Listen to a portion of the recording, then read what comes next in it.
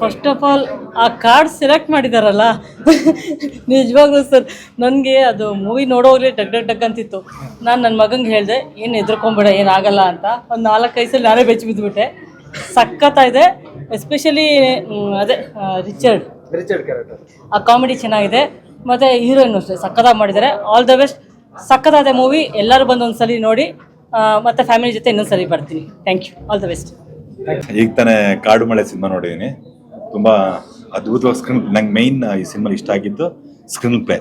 ತುಂಬ ಅಂದರೆ ತಲೆಗೆ ಸಿಕ್ಕಾಪಟ್ಟೆ ಕೆಲಸ ಕೊಟ್ಟಿದ್ದಾರೆ. ಒಂದು ಸಣ್ಣ ಕನ್ಫ್ಯೂಷನ್ ಆದ್ರೂ ಅಂದರೆ ಈಗ ನೋಡೋರಿಗೆ ನಮಗೇನೆ ಸುಮ್ಮನೆ ನಾವು ಪಾಪ್ಕಾರ್ನ್ ತಿನ್ನೋ ಟೈಮ್ಲಿ ಹಿಂಗೆ ನೋಡ್ಬಿಟ್ಟು ಹಿಂಗೆ ನೋಡಿದ್ರೆ ಸಿನಿಮಾ ಏನೋ ಬೇರೆ ಆಯಿತು ಅಂತ ಅನ್ಸುತ್ತೆ. ಬಟ್ ಬರೆಯೋರಿಗೆ ಏನಾದ್ರು ಮಿಸ್ ಆಗ್ಬಿಟ್ರೆ ಸಿನಿಮಾನೇ ಕನ್ಫ್ಯೂಸ್ ಆಗ್ಬಿಡುತ್ತೆ. ಆ್ಯಕ್ಚುಲಿ ಎಲ್ಲೂ ಕನ್ಫ್ಯೂಷನ್ ಮಾಡ್ದಂಗೆ ತುಂಬ ಚೆನ್ನಾಗಿ ಮಾಡಿದ್ದಾರೆ cinema. Totally screen play cinema. ಕೂತ್ಕೊಂಡು ನೋಡಿದಾಗ ಅಂದರೆ ಸೀಟ್ ಎಡ್ಜಲ್ಲಿ ನೋಡೋದು ಅಂತ ಹೇಳ್ತಾ ಇರ್ತೀವಿ ಗೊತ್ತಾ, ಅವಾಗ ಆ ಥರದೊಂದು ಸೀಟ್ ಎಡ್ಜಿ ಕರ್ಕೊಂಡು ನೋಡುವಂಥ ಸಿನಿಮಾ ಭಾಳ ಬ್ಯೂಟಿಫುಲ್ ಆಗಿ ಮಾಡ್ಯಾರ. ನಂಗೆ ಬಂತು, ಭಾಳ ಇಷ್ಟ ಆಯಿತು. ನಾನು ಕನ್ನಡಿಗರಲ್ಲಿ ಕೇಳ್ಕೊಳ್ಳೋದು, ಪ್ರತಿಯೊಬ್ಬರು ಥಿಯೇಟ್ರಲ್ಲಿ ಹೋಗಿ ಸಿನಿಮಾ ನೋಡಿ, ಇಡೀ ತಂಡಕ್ಕೆ ಪ್ರೋತ್ಸಾಹ ಕೊಡಿ. ಯಾಕಂತ ಹೇಳಿದ್ರೆ ಈ ಥರ ಸಿನಿಮಾಗಳು ಮತ್ತೆ ಪದೇ ಬರಬೇಕು. ಯಾವಾಗಲೂ ಅಪರೂಪಕ್ಕೊಂದು ಬಂದರೆ ಆಗಲ್ಲ. ಪದೇ ರಿಪೀಟ್ ಈ ಥರ ಸಿನಿಮಾಗಳು ಬಂದರೆ, ಈ ಥರ ಸಿನಿಮಾ ಮಾಡೋದು ಜಾಸ್ತಿ ಆದರೆ ಆಡಿಯನ್ಸ್ಗೆ, ಅಂದರೆ ನಾವು ಹಾಲಿವುಡ್ ಸಿನಿಮಾನೆಲ್ಲ ಬೇರೆ ನೋಡ್ತಾ ಇರ್ತೀವಿ, ಅಂದರೆ ನಮ್ಮಲ್ಲಿ ಈ ಥರ ಸಿನಿಮಾಗಳು ಬರಲ್ಲ ಅಂತ. ಈ ಥರ ಬಂದಾಗ ನೋಡಿ ಎನ್ಕರೇಜ್ ಮಾಡಿದ್ರೆ ಇಂಗ್ಲೀಷ್ ಸಿನಿಮಾಗೆ ಹೋಗಿ ಜನ ಥಿಯೇಟ್ರಿಗೆ ಹೋಗೋದು ಮಿಸ್ ಆಗುತ್ತೆ. ಅಲ್ಲಿ ಕನ್ನಡ ಸಿನಿಮಾಗಳನ್ನೇ ನೋಡ್ಬೋದು ಅವಾಗ. ಇಲ್ಲಾಂದರೆ ಈ ಥರದ ಪಿಕ್ಚರ್ ನೋಡ್ಬೇಕಂದ್ರೆ ನಾವು ಇಂಗ್ಲೀಷ್ ಸಿನಿಮಾ ನೋಡಬೇಕಾಗುತ್ತೆ.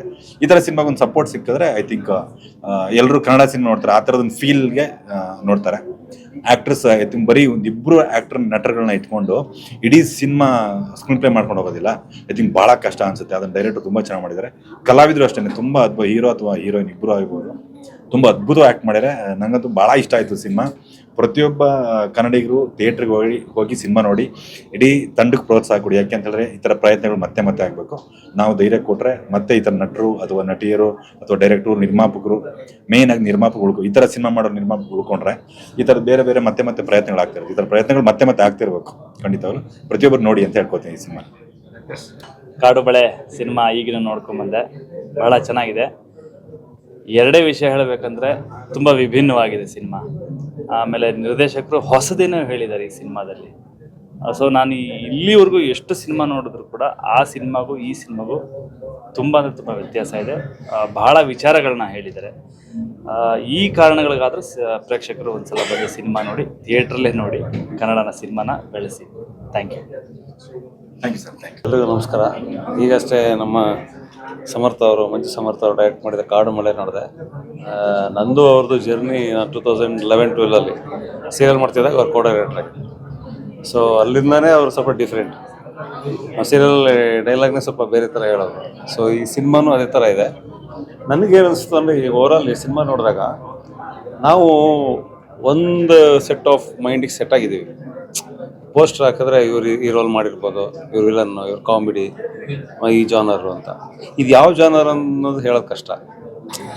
ಈಗ ಈ ನೋಲಾನ್ ಸಿನಿಮಾಗಳ ಥರ, ಕ್ರಿಸ್ಟೋಫರ್ ನೋಲಾನ್ ಸಿನಿಮಾಗಳ ಥರ ಒಂದು ಸೈಂಟಿಫಿಕ್ ಮೂವಿ ಥರ ಇದೆ. ಅಂದರೆ ನಾವು ಈಗ ಆಧ್ಯಾತ್ಮ ಮಾಡೋರು ಹೇಳ್ತಿರ್ತಾರೆ, ಪ್ರಕೃತಿ ಜೊತೆ ಏನಂತಾರೆ, ಯೂನಿವರ್ಸ್ ಜೊತೆ ಕನೆಕ್ಟ್ ಆಗಬೇಕು. ಬೆಳಗಿನ ಜಾವ ಎದ್ದು ಆಧ್ಯಾತ್ಮ ಮಾಡಿದ್ರೆ ಕನೆಕ್ಟ್ ಆಗುತ್ತೆ, ಯೂನಿವರ್ಸ್ ಹೇಳುತ್ತೆ, ಯೂನಿವರ್ಸ್ ಕರ್ಕೊಂಡು ಹೋಗುತ್ತೆ ನಿಮ್ಮನ್ನು ಅಂತ. ಇದು ನನ್ನ ಪ್ರಕಾರ ಅದೇ ಥರದ ಸಿನಿಮಾ ಇದು.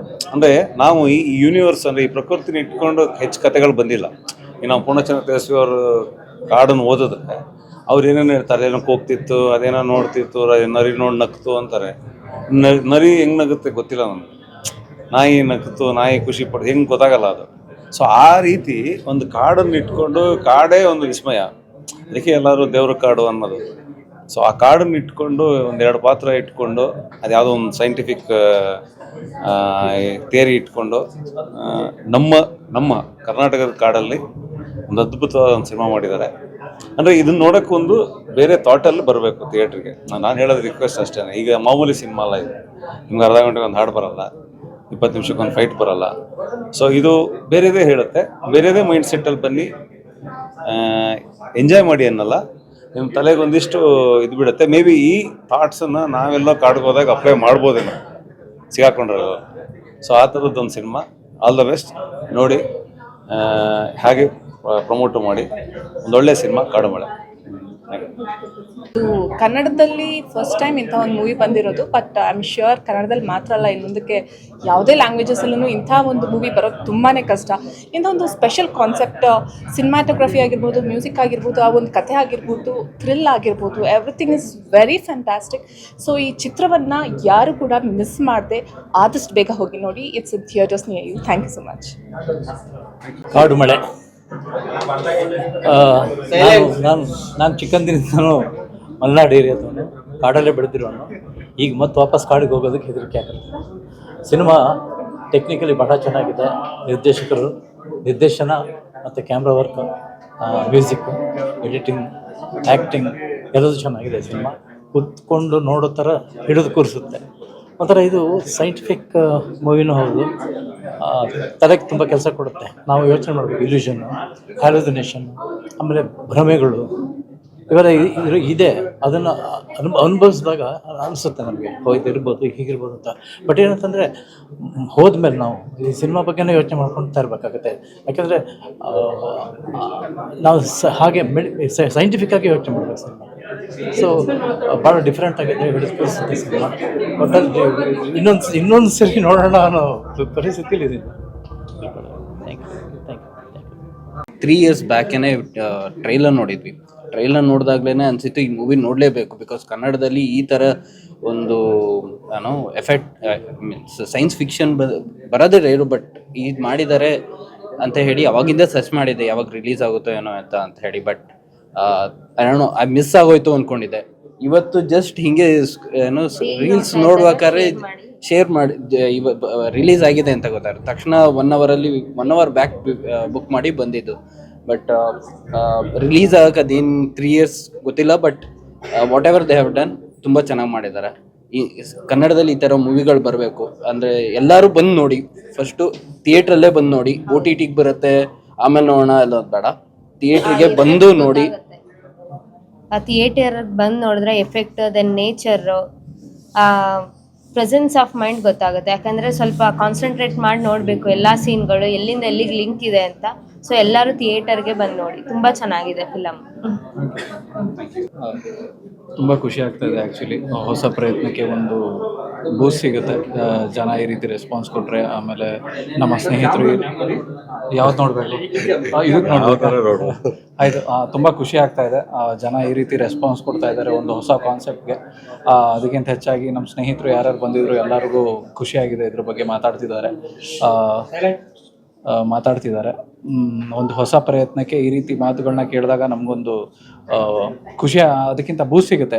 ಏನಾದ್ರು ಹೊಸದನ್ನು ಪ್ರಯತ್ನ ಮಾಡಬೇಕು, ಜನ ಸಪೋರ್ಟ್ ಮಾಡ್ತಾರೆ ಅಂತ ಈಗ ಮಾಡ್ತಿದ್ದಾರೆ. ಸೊ ಆದಷ್ಟು ಬೇಗ ಥಿಯೇಟ್ರಿಗೆ ಬಂದು ಸಿನಿಮಾ ನೋಡಿ, ನಿಮಗೊಂದು ಹೊಸ ಅನುಭವ ಆಗುತ್ತೆ. Thank you. ನಾನು ಅಷ್ಟೇ ಎಲ್ಲರನ್ನು ಕೇಳ್ಕೊಳ್ಳೋದು. ನನಗೂ ತುಂಬ ಖುಷಿ ಆಗ್ತಿದೆ ಇವತ್ತು.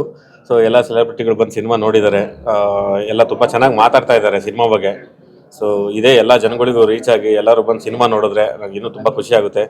ಸೊ ನಿಜವಾಗ್ಲೂ ಸಿನಿಮಾ ಚೆನ್ನಾಗಿದೆ, ಎಲ್ಲರೂ ಬಂದು ಥಿಯೇಟ್ರಲ್ಲಿ ಸಿನಿಮಾ ನೋಡಿ. ಸರ್, ಪ್ರಥಮ್ ಅವ್ರು ಕೇಳ್ತಿದ್ರು, ಅದು ಎಣ್ಣೆ ಬಟ್ಟಿ ಖಾಲಿ ಆಗಲ್ಲ ಸರ್. ಅಕ್ಷಯ ಪಾತ್ರೆ ಸರ್, ಅದು ಎಣ್ಣೆ ಅಲ್ಲ ಸರ್, ಅದು ವಾಟರ್. ಹೌದೌದು, ಅದು ಅರ್ಥ ಆಗ್ಲಿ ಅಂತ ಹೇಳಿದೆ ಅಕ್ಷಯ ಪಾತ್ರೆ. ಬೇರೆ ಇನ್ನೇನಾರು ಕೇಳಿದ್ರ? ಸದ್ಯಕ್ಕೆ ಒಂದು 45ರಿಂದ 50 ಥಿಯೇಟ್ರಲ್ಲಿ ಇದೆ ಸರ್. ನಾವೊಂದು ಅದೇ ಹೊಸ ಅಟೆಂಪ್ಟ್ ಕತೆ ಅಲ್ವಾ, ಸ್ವಲ್ಪ ಕಡಿಮೆ ಥಿಯೇಟ್ರಲ್ಲೇ ಇದು ಮಾಡ್ಕೊಂಡಿದ್ದೀವಿ. ಸೊ ಜನ ನೋಡೋಕೆ ಸ್ಟಾರ್ಟ್ ಮಾಡೋದು ಅಂದರೆ ಇನ್ನು ಮುಂದೆ ಥಿಯೇಟ್ರು ಇದಾಗ್ಬೋದು ಸರ್. ಎಲ್ಲ ಚೆನ್ನಾಗಿದೆ ಅಂತ ಹೇಳ್ತಾರೆ. ಥಿಯೇಟ್ರು, ಪೇಪರು, ಪ್ರೆಸ್, ಮೀಡಿಯಾದವರು ಎಲ್ಲರೂ ತುಂಬ ಚೆನ್ನಾಗಿದೆ, ಹೊಸ ಕತೆ ಇದು ಅಂತಲೇ ಮಾತಾಡ್ತಿದ್ದಾರೆ. ಡೈರೆಕ್ಷನ್ ಬಗ್ಗೆ ಆಗಿರ್ಬೋದು, ಆಕ್ಟರ್ಗಳ ಬಗ್ಗೆ ಆಗಿರ್ಬೋದು, ಅದೊಂದು ತುಂಬ ಖುಷಿ ಇದೆ. ಸೊ ಎಲ್ಲ ಪಾಸಿಟಿವ್ ಆಗಿದೆ. ಸೊ ಜನ ಬಂದು ಸಿನಿಮಾ ನೋಡ್ಬೇಕಷ್ಟೇ. ಹೌದು ಇದೆ ಸರ್, ನೋಡೋಣ. ಒಳ್ಳೆ ಸಿನಿಮಾನ ಜನ ನೋಡ್ತಾರೆ. ಸೊ ಮುಂದಿನ ವಾರನೂ ಕ್ಯಾರಿ ಆಗುತ್ತೆ, ನೋಡ್ತಾರೆ ಅನ್ನೋ ನಂಬಿಕೆ ಇದೆ. ಸೊ ಎಲ್ಲ ಸಿನಿಮಾದವ್ರಿಗೂ ಇದೇ ನಂಬಿಕೆ ಇರುತ್ತೆ, ನಮಗೂ ಅದೇ ನಂಬಿಕೆ ಇದೆ ಅಷ್ಟೇ.